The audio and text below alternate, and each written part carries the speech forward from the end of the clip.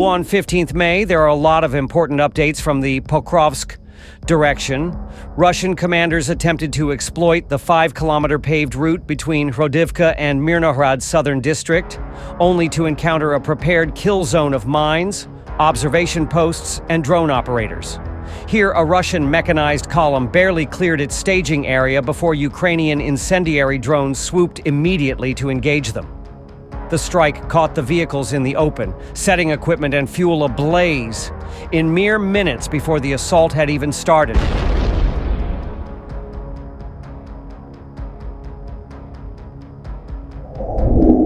The goal of the Russian forces in this area is to establish a foothold in Mirnograd to initiate large-scale urban combat in the Pokrovsk-Mirnohrad agglomeration. This is because the southern part of Mirnohrad is distant and detached from the core part of the city, where the bulk of Ukrainian forces are stationed, making it more vulnerable to Russian assaults. To establish a foothold in Mirnohrad, the Russians decided to accumulate forces in Hrodivka, from which they would launch a direct mechanized assault towards the town.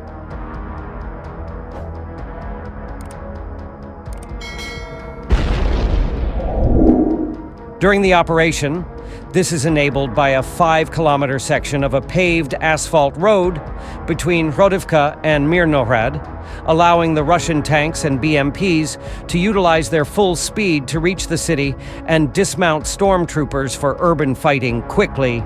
The main tactical disadvantages of the Russian forces in this area is the industrial zone of the nearby coal mine in the southern part of Mirnohrad, which includes high-rise buildings of mineshaft elevators that provide fortified concrete observation points that overlook the Russian route of attack.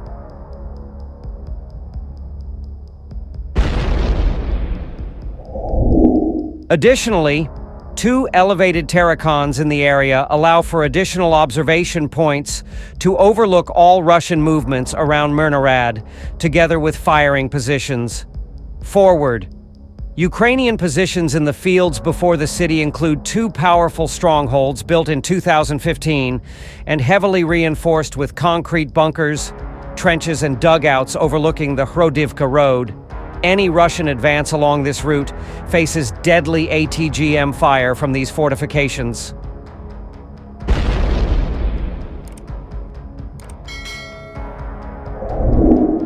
To compound the threat, Ukrainian engineers have scattered anti-tank mines across the road, forcing Russian units to slow and use mine rollers on their lead vehicles, which exposes them further to Ukrainian strikes.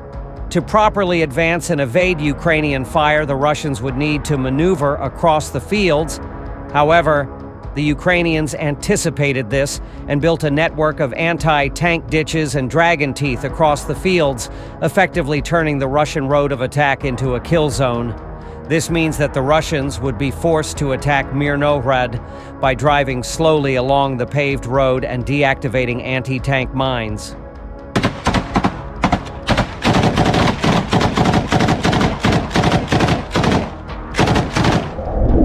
While Russian efforts advance since the surrounding fields are covered with anti-tank ditches and dragon teeth, while the Ukrainians positioned at the Terracon, industrial zone, and trench strongholds have a firing solution on them.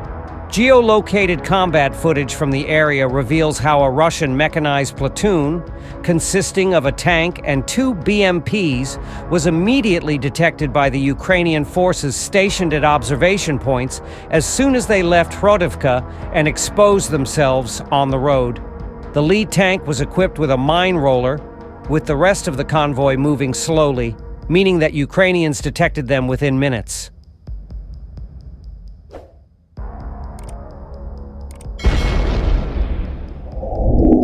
As the Russians just started their assault and were not yet within range of Ukrainian soldiers at trenches and Terracon that are armed with ATGM, The Ukrainian FPV drone operators immediately reacted and struck the Russian vehicles' engines, effectively immobilizing them. This led to a panic among Russian soldiers in the convoy as they thought that they would advance faster if they moved on foot rather than vehicles, only to expose themselves to Ukrainian FPV drones right after leaving their tanks and BMPs, leading to quick eliminations, while others fled to the rear.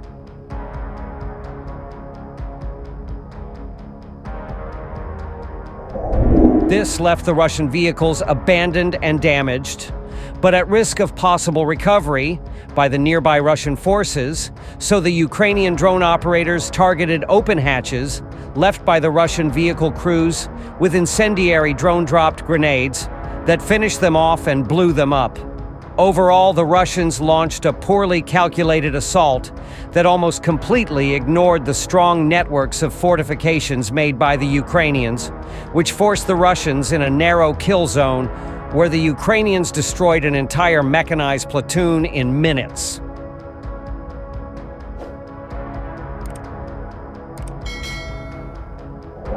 This assault is direct result of the intensification of Russian assaults across the Pokrovsk direction, and it is the first Russian mechanized assault here after months of stalemate near Mirnohrad, meaning that attacks here will continue shortly. At the same time, fighters in Ukraine's main Directorate of Intelligence, HUR, active combat units delivered a powerful blow to Russian positions on the Zaporizhzhia front over the past week, destroying dozens of enemy vehicles and inflicting heavy losses on Russian personnel, HUR's Strategic Communications Center reported on Wednesday.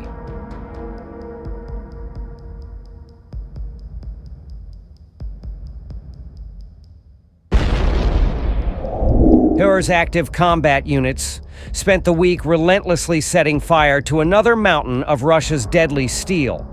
As part of their active defense operations, Ukrainian intelligence forces destroyed. Additionally, HUR forces successfully struck over 150 Russian engineering and fortification structures. 24 Russian soldiers were confirmed killed, with another 128 wounded. CHUR released footage showing the destruction of a Russian assault group during one of the largest recent offensives in the Zaporizhzhia sector.